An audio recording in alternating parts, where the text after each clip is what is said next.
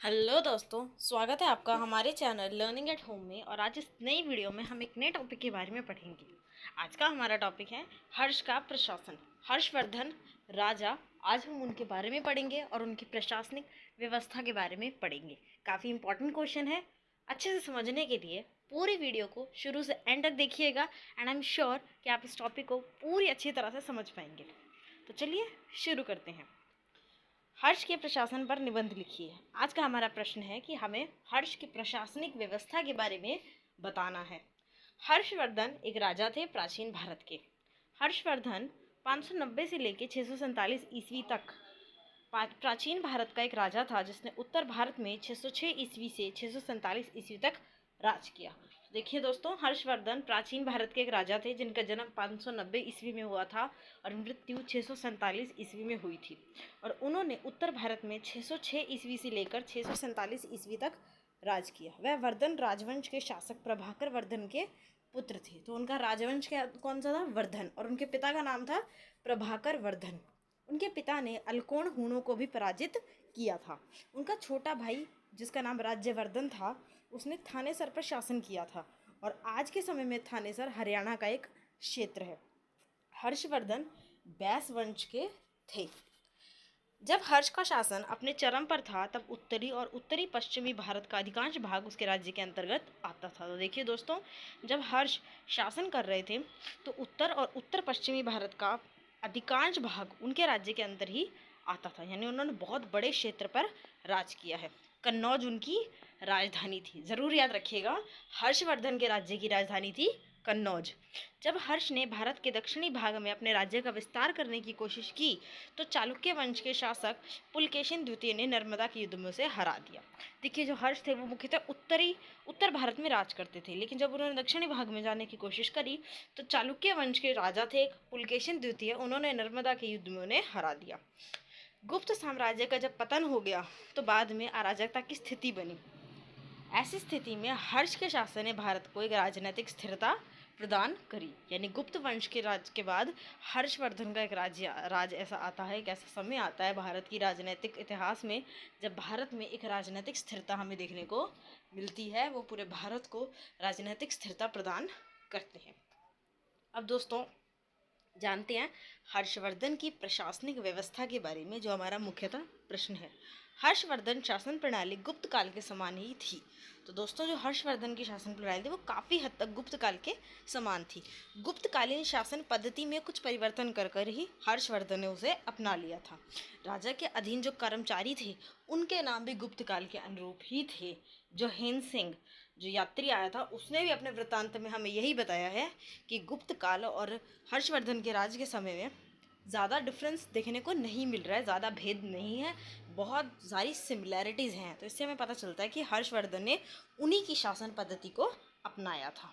तो सबसे पहला पॉइंट है कि हर्षवर्धन की शासन प्रणाली गुप्त प्रणाली के अनुरूप थी। अब राजा की प्रशासनिक व्यवस्था में बहुत तत्व होते हैं, कई प्रकार होते हैं, वो हम पढ़ते हैं। सबसे पहले आते हैं राजा। शासन में जो केंद्रीय शासन है उसका उत्तम अधिकारी कौन होता है? राजा। आप जानते हैं राज्य में सबसे ऊपर, सबसे सर्वोपरि राजा होता है। राजा से ऊपर कोई भी नहीं होता है। राजा को देवता के समान माना जाता था। शासन प्रबंध में राजा सक्रिय रूप से भाग लेता था। यानी शासन और शासन से जुड़े सभी कामों में राजा सक्रिय रूप से भाग लेता था। अपने मंत्रियों की नियुक्ति करना, आज्ञा और घोषणा पत्र निकालना, युद्ध में सेना का नेतृत्व करना, न्यायाधीश का कार्य यानी लोगों के विवाद हल करके न्याय करना और अनेक प्रकार के जन कल्याण के कार्य, ये सब राजा ही करता था। तो आप देख रहे हैं राजा के क्या क्या काम थे? मंत्रियों की नियुक्ति करना, आज्ञा और घोषणा पत्र निकालना, युद्ध में सेना का नेतृत्व करना, न्याय करना और अनेक प्रकार के जन कल्याण के कार्य करना। ये सब काम राजा के होते थे और राजा ही इन सब कामों को करता था। हर एक विभाग का सर्वोच्च अधिकारी राजा ही होता था और उससे रिलेटेड, उससे जुड़े जो भी बात होती थी, जो भी अंतिम निर्णय होते थे, मुख्य फैसले होते थे, वो राजा ही लेता था। राजा के समय का विभाजन भी बहुत सावधानी के साथ किया गया। यानी राजा अपना पूरा दिन कैसे बिताएंगे, अपने पूरे दिन का समय कहाँ कहाँ इस्तेमाल करेंगे, उसका विभाजन बहुत सावधानी के साथ किया गया था। उनका सारा समय धार्मिक कार्य और शासन संबंधी मामलों में बांटा गया था। यानी या तो वो शासन संबंधी कार्य करते थे या फिर धार्मिक कार्य करते थे। हर्ष ने भी अशोक के समान अनेक धर्मशालाएं बनवाई लोगों के लिए, जनमानस के लिए, वहाँ जहाँ पे निर्धनों को निःशुल्क भोजन की सुविधा प्राप्त थी।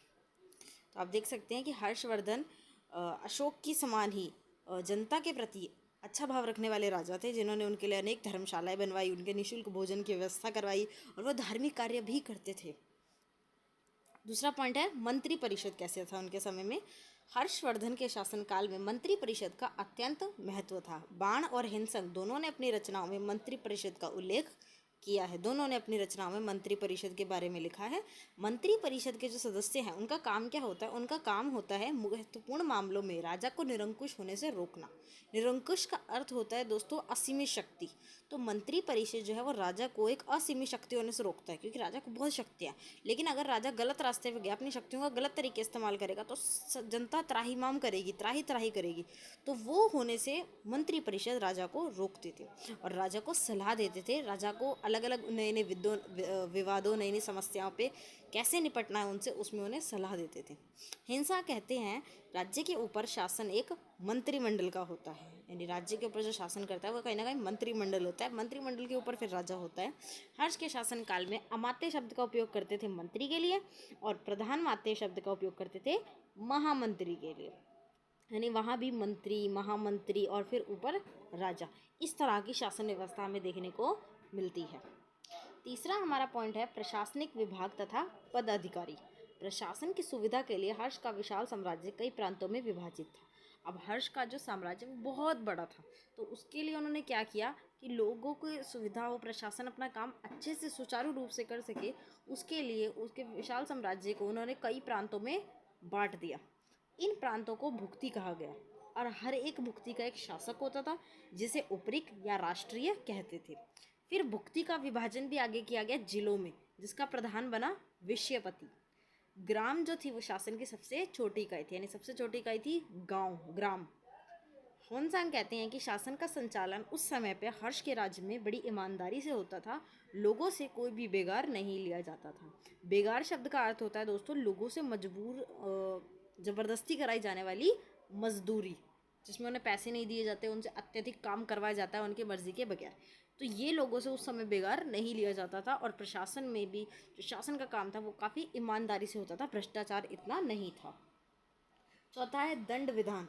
अपराधियों के लिए हर्ष के राज्य में कठोर दंड की व्यवस्था थी। यदि कोई अपराध करता था तो उसको कठोर दंड मिलता था।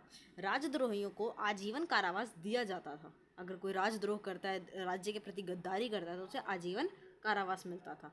दंड विधान गुप्त काल की अपेक्षा ज़्यादा कठोर कर दिया गया था, यानी गुप्त काल में जो दंड विधान था वो थोड़ा लचीला था, हमने पढ़ा भी है पिछली वीडियो में, लेकिन हर्ष के राज्य में उसे अधिक कठोर कर दिया गया। सामाजिकता और नैतिकता के विरुद्ध किए गए यदि कोई अपराध किए जाते थे तो उसमें नाक, कान, हाथ, पैर आदि काट लिए जाते थे। अपराधियों को कभी कभी देश के बाहर भी निकाल दिया जाता था। पांचवा पॉइंट है हमारा राजस्व, क्योंकि देखिए किसी भी राज्य के लिए, राजा के लिए राजस्व बहुत ही ज़रूरी है। राजस्व से ही राज्य का काम चलता है, प्रशासन चलता है और राज्य के लिए, जनमानस के लिए जो काम करने हैं वो किए जा सकते हैं। हर्ष का प्रशासन बहुत उदार और नरम था।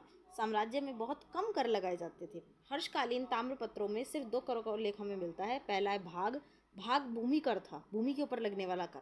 यह राज्य की आय का प्रधान साधन था और किसानों से जो जितनी भी उनकी कुल उपज होती थी उसका 6ठा भाग लिया जाता था।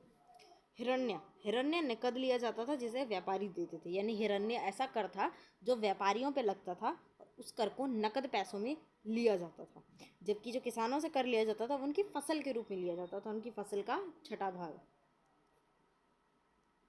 अगला है दोस्तों सेना। हर्षवर्धन के पास एक विशाल और संगठित सेना थी। बाण के हर्षचरित तथा हिंसा के विवरण से इसकी पुष्टि होती है कि हर्षवर्धन के पास एक बड़ी और संगठित सेना थी। हुनसेन के अनुसार उनकी सेना में 60,000 हाथी और 1 लाख घोड़े थे। पैदल, और जब इतने हाथी और घोड़े हैं तो पैदल सैनिकों की संख्या भी काफ़ी बड़ी रही होगी, यानी उनके पास एक बहुत बड़ी विशाल सेना थी। हम समझ सकते हैं कि उनका साम्राज्य इतना बड़ा है तो उनके पास सेना भी एक बड़ी और संगठित मजबूत सेना होगी। 7वां पॉइंट है हमारा सार्वजनिक हित के कार्य। अशोक के समान हर्ष ने भी बहुत से सामाजिक हित के कार्य किए। उसने अनेक परोपकारी और धार्मिक संस्थाओं का निर्माण किया। यानी जो अशोक थे, अशोक के बारे में आप जानते हैं, उन्होंने बहुत अच्छे अच्छे कार्य किया सामाजिक हित के लिए। उसी प्रकार उनसे प्रेरणा लेकर हर्ष ने भी वही सामाजिक हित के कार्य किए, जैसे कि उन्होंने चैत्य, स्तूपों और विहारों का निर्माण करवाया, यात्रियों की सुविधाएं के लिए सड़कें और धर्मशाला, कुएं आदि ये सब भी बनवाए। तो दोस्तों, ये था हमारा आज का टॉपिक। अगर आपको हमारी वीडियो अच्छी लगी हो तो please like, share and subscribe the channel for more such videos. Stay tuned. Thank you.